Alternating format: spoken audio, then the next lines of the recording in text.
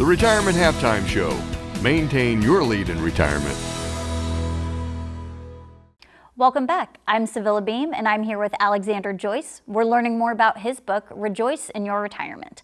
And Alex, I want to talk to you a little bit today about Chapter 4, Maximizing Your Social Security Benefits.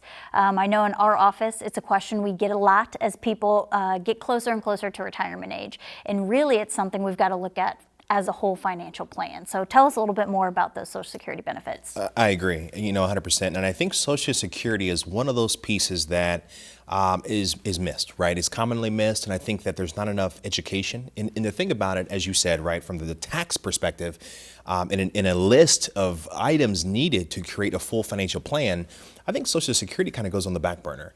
And I think clients are really left to kind of figure it out. And I think there's still questions, at least we see those, right, in the office every day. Mm-hmm. Common questions would be, will it be there for me? And I think that's one of the biggest issues I say why people take it at 62, which we bring up in the book.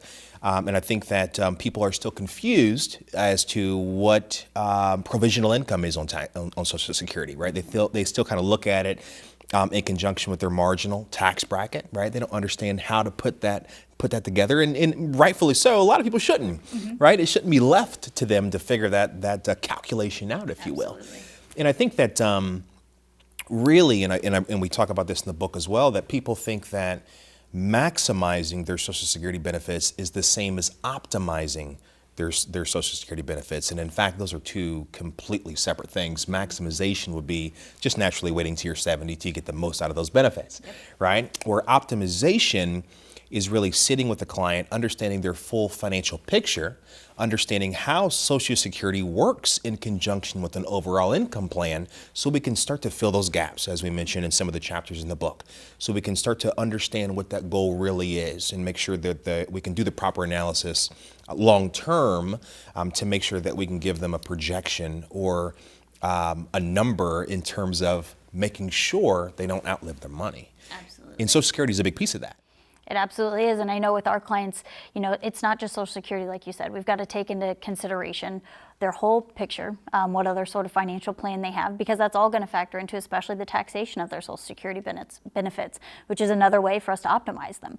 So I think that's all very important information, and it needs to be looked at closely. And there's a lot of misinformation out there and a lot of people talking about what's best, but really sitting down and diving into what it's going to look like for you is very important. 100% agree. And I think that what most people have to understand when they're looking to hire an advisor or they're doing the interview process of what advisory firm is best for them, I think when they get to that fork in the road, if you will, understanding the proper questions to ask their advisor in that interview process to make sure that the advisor can articulate and educate them as to the benefits, current benefits, and stay ahead of current or future changes with the administration to give future advice, because that's very powerful. Absolutely. Right? So if you're in an optimized or a maximized strategy, spousal benefits, restricted application, any of these changes, right? Because Social Security, as we know, from a tax perspective, taxed up to 85%.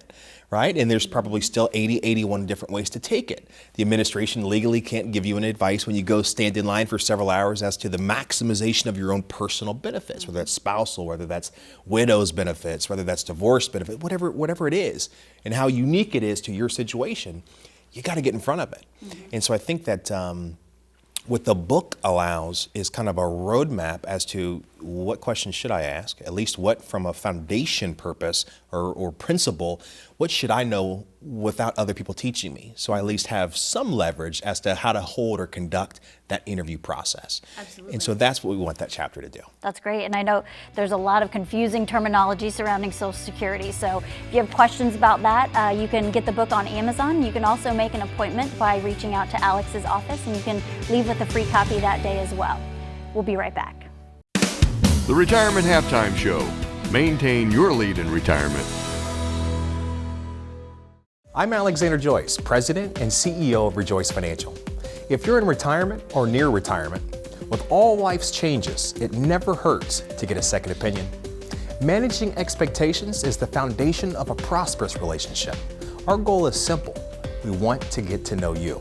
So pick up the phone and make an appointment for a complimentary visit. There is no cost, no obligation. We simply want to get to know you and see if we can add value to your life in retirement. We can discuss topics like income planning, sequence of return risk, taxes and estate planning, Social Security maximization, and much more. Let us help you develop strategies that can develop a successful retirement. If you want to know more about successful retirement strategies, then call now, schedule a visit, and let us help you rejoice in your retirement.